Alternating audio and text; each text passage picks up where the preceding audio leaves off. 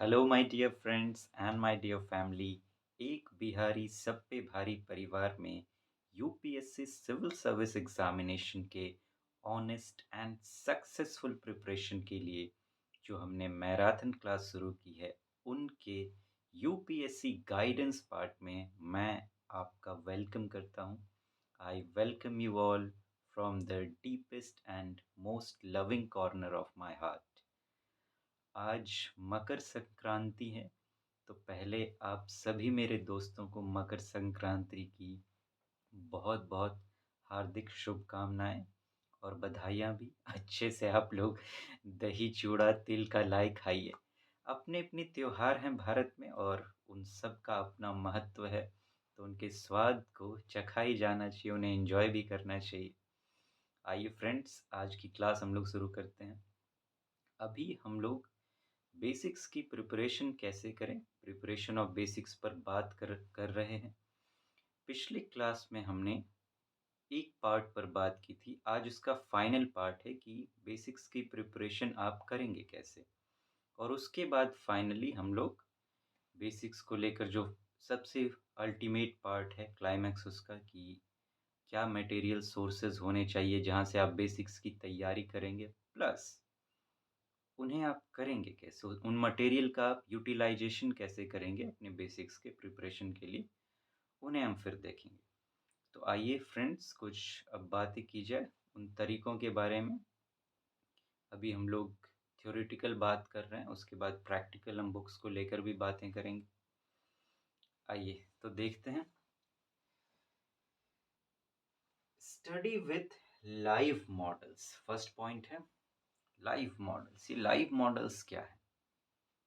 जब भी आप बेसिक्स पढ़ें, अपनी बुक्स में आप पढ़ते हैं, देखते हैं चीज़ों को, कॉन्सेप्ट्स पढ़ते हैं, आप थ्योरीज पढ़ते हैं। जैसे कि आपने फॉर एग्जांपल पढ़ा इन्फ्लेशन के बारे, कि इन्फ्लेशन है जो महंगाई हो जाती है, उस चीज़ के बारे में आपने पढ़ा, या कोई भी ऐसा एक कॉन्सेप्ट पढ़ा। अब आप ये देखिए कि ये जो कॉन्सेप्ट मैंने पढ़ा है, प्रैक्टिकल लाइफ में जब मैं जाऊं कहीं, कहाँ पे जाके मैं इस मॉडल को देख सकता हूँ, या जो मैंने पढ़ा है इसको घटते हुए, होते हुए मैं कहाँ पर देख सकता हूँ। आपने इकोनॉमी का कोई कॉन्सेप्ट पढ़ा, अब आप कभी बाजार जा रहे होंगे तो उसको माइंड में रखिए उस चीज़ को, या फिर हाथ पे लिख लीजिए या कहीं नोट करके कि जब मैं बाजार जाऊंगा तो इस चीज़ को होते हुए देखूंगा कि ये किस तरह से चीज़ें काम कर रही है मार्केट में। या फिर किसी और सब्जेक्ट को आप पढ़ते हैं, ज्योग्राफी पढ़ते हैं, तो आपके आसपास नेचर बिखरी पड़ी हुई है, वहाँ जाकर देखिए कि वहाँ पर ये चीज़ें कैसे काम कर रही है। कुछ चीज़ों में आपको, सारे कॉन्सेप्ट के साथ तो नहीं, लेकिन कुछ सब्जेक्ट्स के कुछ इम्पोर्टेंट कॉन्सेप्ट्स हों, उनके साथ आपको करना चाहिए। सारे कॉन्सेप्ट्स के साथ मैं क्यों नहीं करने के लिए कह रहा हूँ, क्योंकि उसमें वक्त लगता है, वक्त लगेगा। और आप हर कॉन्सेप्ट पे अगर ऐसा करेंगे तो हो सकता है आपको बहुत ज़्यादा वक्त लगे। अगर आप चाहें तो कर सकते हैं। कम से कम जो भी आपने पढ़ा है, मान लीजिए आज आपका रूटीन है, आपने पढ़ाई की, तो आज आपने जो भी सीखा उसे पॉइंट्स में, 1-2 पॉइंट्स में नोट कर लीजिए। और अब आप जब भी बाहर जाएँ, रूम से बाहर निकलते होंगे, तो आधे घंटे, 1 घंटे के लिए सही, उसी में थोड़ा बहुत उसे देखने की कोशिश करें, विज़ुअलाइज़ करने की कोशिश करें। या फिर एक और तरीका हो सकता है, ये तो आप कर ही सकते हैं और आप कर सकते हैं जब भी आप चाहें तो देखें। और जिनके बारे में आपको लग रहा हो कि मुश्किल है कि अभी तुरंत मैं जाके देखूँ, या फिर आस-पास मैं देख सकता हूँ, तो आपके लाइफ़ की लंबी एक्सपीरियंस रही है, लंबे चीज़ें घटी हैं आपके साथ में, तो अपने एक्सपीरियंस में जाने की कोशिश कीजिए कि क्या मेरे एक्सपीरियंस में इससे रिलेटेड कोई घटना है। वहाँ देखिए, वहाँ से चीज़ों को विज़ुअलाइज़ करने की कोशिश कीजिए। तो एक लाइव मॉडल, लाइव कनेक्शन आपको फ़ील होगा। तो जो आपने पढ़ा है, जिससे आपने एक कॉन्सेप्ट पढ़ा है, उसे आप बहुत एंगल से देख पाएँगे रियल लाइफ़ में, प्रैक्टिकल लाइफ़ में। और यूपीएससी जो क्वेश्चन पूछता है उसमें प्रैक्टिकल थिंकिंग की बहुत ज़रूरत होती है। जैसे उसने एक क्वेश्चन एक बार पूछा था पल्स पल्स के ऊपर प्रीलिम्स में, और उसमें मूँग दाल की चर्चा थी, मूँग दाल। उसने पूछा था कि इंडिया में, अगर मैं उसे हिंदी में कहूँ, तो आधा से ज़्यादा 50% से अधिक मूँग दाल की प्रोडक्शन होती है। अगर आप दुकान में जाएँगे, मूँग आप जानते हैं छोटा-छोटा, हरा-हरा होता है। अगर मैं आपसे एक सवाल पूछूँ कि आप दुकान में कितना मूँग देखते हैं? अगर आप बाज़ार में जाते होंगे सामान खरीदने तो, या फिर आपके घर में कितना मूँग आपको दिखाई देता है? या मैं एक और पूछ सकता हूँ कि कौन-सा दाल आपको घर में सबसे ज़्यादा यूज़ में दिखाई देता है? आप कुछ भी नाम लेंगे लेकिन मूँग का नाम नहीं लेंगे आप। मूँग बहुत कम यूज़ होता है, थोड़ा बहुत वो सब लोग फाँकते हैं, दाल बनाकर खाते नहीं हैं, शायद ही कोई, बहुत कम लोग खाते हैं। अगर आप ये सिर्फ़ आपने थॉट मार्केट में देख लिया, तो अब आपके दिमाग में जब कोई खाता ही नहीं है, बहुत कम खाते हैं, दूसरे दाल ज़्यादा खाते हैं, तो 50% इसका प्रोडक्शन करके इंडिया करेगा क्या? बन गया आपका आंसर। इस तरह से चीज़ें आपकी हेल्प करेंगी। ये है बेसिक्स। अब चलिए नेक्स्ट पॉइंट पर चलते हैं। Personality ideas first study their background magical, ये क्या है? आप पर्सनैलिटीज़ के बारे में पढ़ते होंगे, उनके कॉन्सेप्ट्स के बारे में, उनके आइडियाज़ के बारे में पढ़ते होंगे कि अगर कार्ल मार्क्स ने ये कहा है, या न्यूटन ने ये कहा है, या आइंस्टीन ने ये कहा है। चलिए ये सब तो साइंटिफिक फील्ड के लोग हैं। सिविल सर्विस एग्ज़ामिनेशन में भी आपको बहुत सारे ऐसे पर्सनैलिटीज़ के बारे में पढ़ने को मिलेंगे। जैसे फॉर एग्ज़ाम्पल हिस्ट्री में आप राजा राम मोहन राय को पढ़ेंगे, उन्होंने आत्मीय सभा बनाई। तो देखेंगे इन सब चीज़ों को आप, कि वो कॉन्सेप्ट्स, वो आइडियाज़, महात्मा गांधी हैं, स्वामी विवेकानंद हैं, इन सब के बारे में आप पढ़ेंगे। तो अगर इन चीज़ों को आपको गहराई से समझना है कि राजा राम मोहन राय की ब्रह्म समाज क्यों बनाया उन्होंने, या फिर ऐसे आइडियाज़ क्यों रखे, या किसी के भी बारे में, किसी भी पर्सनैलिटी के बारे में अगर उनको आपको गहराई से समझना है, तो आपको करना क्या चाहिए? थोड़ा-सा कम से कम आप उनके बैकग्राउंड को पहले पढ़ लीजिए, कि ये कहाँ, नेट पे आप डालेंगे तुरंत आ जाएगा कि ये कहाँ के रहने वाले थे, इनका बचपन कैसे बीता है, और फिर इन्होंने पढ़ाई कैसे की। कुछ नहीं, हल्का-फुल्का माइन्यूट, उतना डिटेल में जाने की ज़रूरत नहीं। जब आप ऐसा करेंगे और अब आप उनके कॉन्सेप्ट को देखेंगे कि उन्होंने ये कॉन्सेप्ट दिया है या ये सिद्धांत दिया है, तो कुछ मैजिकल होगा कि चीज़ें आपको बहुत आसानी से और बहुत जल्दी समझ में आएँगी। मज़ा आने लगेगा आपको कि वाह! क्या बात कही गई है। अगर कार्ल मार्क्स ने, फॉर एग्ज़ाम्पल मैं कार्ल मार्क्स की बात करूँ, एथिक्स में उनकी थ्योरीज़ आप पढ़ेंगे। उन्होंने सिद्धांत दिया कैपिटलिज़्म बुरा है, लेबर पे थोड़ा ध्यान देना चाहिए। तो उन्होंने ऐसा क्यों कहा? आप उनके समय को देखिए ज़रा-सा, किस समय में वो थे। तो उस समय बहुत शोषण होता था, कैपिटलिस्ट लोग जो है काफ़ी शोषण करते थे लेबर क्लास का। तो इसीलिए उनके दिमाग में वो चीज़ें हैं। उन्होंने ये एक्सपीरियंस किया है तो वो वैसा कॉन्सेप्ट दे रहे हैं। तो चीज़ें कनेक्ट हो जाएँगी। नेक्स्ट पॉइंट पे चलते हैं। Book study the effort first. जब आप बुक्स पढ़ें, मैंने पर्सनैलिटीज़ की बात की, अब बुक्स की बात करता हूँ। अगर आप कोई बुक पढ़ रहे हैं, फॉर एग्ज़ाम्पल आप एनसीईआरटी की बुक पढ़ रहे हैं, तो अब ये देखिए उसके शुरू में लिखा हुआ होता है कि इस बुक को बनाने के लिए क्या-क्या करना पड़ा है। कितने एफर्ट लगे हैं, कौन-कौन सी मिनिस्ट्री इसमें शामिल रही है, कौन-कौन से ऑर्गनाइज़ेशंस इसमें शामिल रहे हैं। एक बार आप इसको ट्राई करके देखिएगा। कोई भी चैप्टर पढ़ने से पहले बुक का आप उसको पढ़िएगा कि इस बुक को बनाने में कितनी मेहनत लगी है, कितनी मिनिस्ट्री, कितनी ऑर्गनाइज़ेशंस ने काम किया है। आप देखेंगे जब ये पढ़ने के बाद आप उस चैप्टर को पढ़ेंगे, तो आप ना चाहते हुए भी उसको ध्यान से पढ़ेंगे। आप गहराई में उतरना चाहेंगे, बाप रे! इतनी मेहनत लगी है इस बुक को बनाने में और मैं इसे सरफेस लेवल पे ले रहा हूँ। जब हमें किसी चीज़ की इम्पोर्टेंस पता चल जाती है ना, तो फिर हम एक्स्ट्रा एफर्ट लगाते हैं वहाँ पे, उसे गहराई के से समझने की कोशिश करते हैं। जैसे आप जा रहे हैं कहीं पे बैठे हुए हैं, आपके पाँव के पास एक बैग पड़ा हुआ है। आप उस बैग में लात लगाए जा रहे हैं, पैर आपका लग रहा है उसमें। लेकिन अगर आपको पता चल जाए कि उस बैग में भगवान की मूर्ति रखी हुई है, तो क्या अब आप पैर लगाएँगे?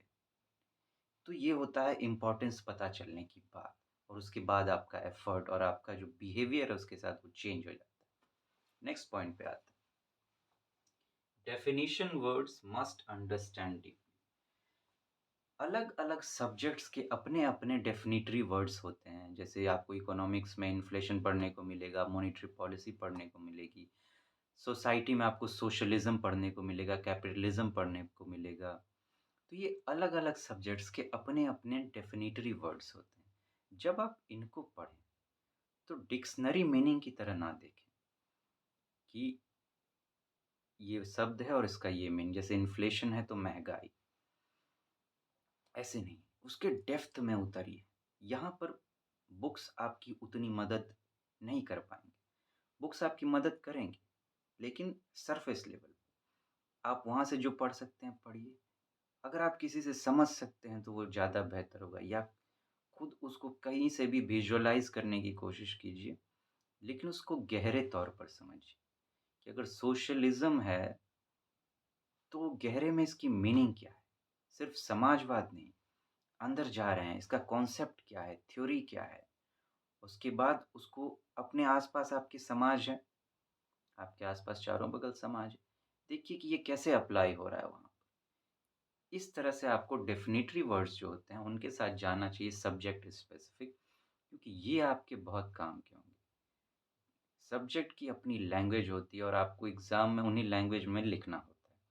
इन बातों का आप ध्यान रखिएगा।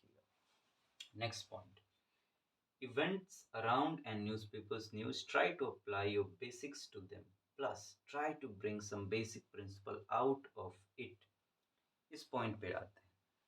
आपके आसपास जो हैं इवेंट्स होते रहते हैं, घटनाएं घटती रहती हैं।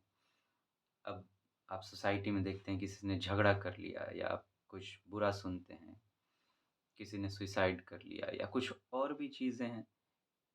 टेम्पल बनाई गई है, तो वहाँ पर लोग इतने भीड़ इकट्ठा हो रही है। नाला बन रहा है, आस-पास काम कर रहे हैं, नाला गिर गया। ये सब चीज़ें, मतलब घटनाएँ आप देखते रहते हैं अलग-अलग तरह की, ठीक?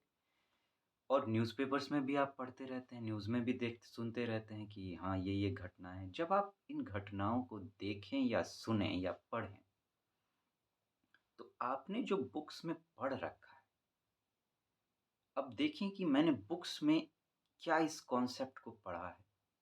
और पढ़ा है, तो अब देखिए उसको अप्लाई करने की कोशिश कीजिए कि वो यहाँ पे किस तरह अप्लाई हो रहा है। और प्लस एक और काम करना है आपको। अब पहले तो आप ये देखिए कि जो मैंने पढ़ा है वो कैसे अप्लाई हो रहा है। साथ में आप उसमें से अपना कोई प्रिंसिपल निकालने का कोशिश कीजिए। ये चीज़ ऐसी हुई, तो क्यों ही, फिर क्या हो सकता है, क्या होना चाहिए? इसे आप रियल लाइफ़ मैनेजमेंट से भी देख सकते हैं। अब जैसे आप ड कभी-कभी गुस्सा हो जाते हो, या आपकी कोई ऐसी आदत होगी, जैसे सुबह हो सकता है आप उठना चाहते होंगे, नहीं उठ पाते होंगे। तो आप घटनाओं को कनेक्ट कीजिए कि मैं जब सुबह उठता हूँ या उठती हूँ, तो क्या होता है? दिमाग में क्या चलता है? फिर मैं वापस सो जाता हूँ या सो जाती हूँ, तो क्यों? क्या किया जा सकता है इसको लेकर? माइंड थोड़ा-सा उस पे मॉडलिंग करने की कोशिश कीजिए। इससे आपके लिए रास्ते खुलेंगे, सॉल्यूशन निकलेगा आपके लिए कि इससे बाहर कैसे आया जाए। उन चीज़ों को आप गहरे तौर पर समझ पाएँगे। हम चलताऊ तरीके से देखते हैं चीज़ों को, सरफेस लेवल पर देखते हैं, इसीलिए प्रॉब्लम से बाहर नहीं आ पाते कभी भी। इससे आप डीप में देख पाएँगे चीज़ों को। तो दोनों तरह से आपको करना चाहिए। कुछ अपना पहले जो आपने पढ़ा है उसे अप्लाई करने की कोशिश कीजिए बेसिक्स को, और फिर उस इवेंट से अपना कोई एस्टेब्लिश करने की कोशिश कीजिए बेसिक्स, कि इसमें ये चीज़ें ऐसे क्यों हो रही हैं, वो वैसे क्यों हो रही है, वो चीज़ें देखने की कोशिश कीजिए। मैपिंग करने की कोशिश कीजिए थोड़ी-सी राइटिंग में, या माइंड में ही करने की कोशिश कीजिए। तो आप देखेंगे आपको कितना जुड़ने लगेंगे आप स्टडी के साथ में और आपकी बेसिक्स कितनी गहरी होती चली जाएगी। अब देखिए ये आपकी बहुत मदद करेगा। जैसे एग्ज़ाम में केस स्टडीज़ आते हैं, आप जानते हैं एथिक्स का पेपर उसमें केस स्टडी आता है। वहाँ आपको केस सॉल्व करने के लिए दिया जाएगा। इस तरह की थिंकिंग आपकी बनी रहेगी प्लस इसी में आप अपने बेसिक्स को रिवाइज़ करेंगे। मल्टीपल टाइम्स आपकी बेसिक्स रिवाइज़ हो जाएगी। जो आपने पढ़ा है उसकी रिवीजन भी हो जाएगी ऐसे। और प्लस आप इस पर सोच जब ये ऐसा करेंगे तो आप उस पर बहुत सोचेंगे। और जब बहुत सोचेंगे आप जानते हैं एग्ज़ाम में सोचने का कितना महत्व है। आपको सब क्वेश्चन पे सोचना है एग्ज़ाम, तो आपकी बहुत मदद हो जाएगी। Last point mind mapping.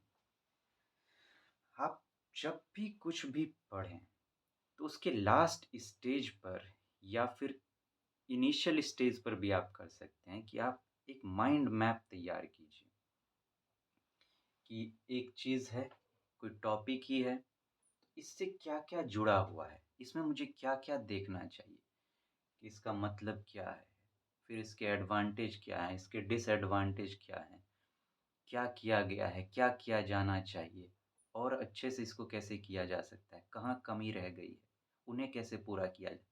एक माइंड मैप आप टॉपिक्स का तैयार कीजिए जो भी आप पढ़ें। उससे होगा क्या आप चीज़ों को कॉम्प्रिहेंसिव तरीके से चारों बगल से देख पाएँगे कि ये क्या है और कुछ भी छूटेगा नहीं आपका और अनजाने में ही सही ऐसा करने से आप देखेंगे कि आप चीज़ों को कितने बेहतर तरीके से समझने लगे हैं एज़ कम्पेयर टू अदर्स और एग्ज़ाम के लिए आप उतने ही बेहतर प्रिपेयर हो पाएँगे। आप जितना गहरे इसमें उतरेंगे, उतना ऊपर आप एग्ज़ाम में अपनी रैंकिंग को उठाएँगे। ये चीज़ें होंगी आपके साथ। तो ये प्रिपरेशन ऑफ बेसिक्स के तरीके थे जो मैंने आपको बताए। अब हम लोग मटेरियल्स पे बात करेंगे कि क्या सोर्सेज़ होनी चाहिए आपके बेसिक्स की तैयारी की और फिर उन सोर्सेज़ का आप इस्तेमाल कैसे करेंगे। आगे की क्लासेस में हम उन पर बात करेंगे।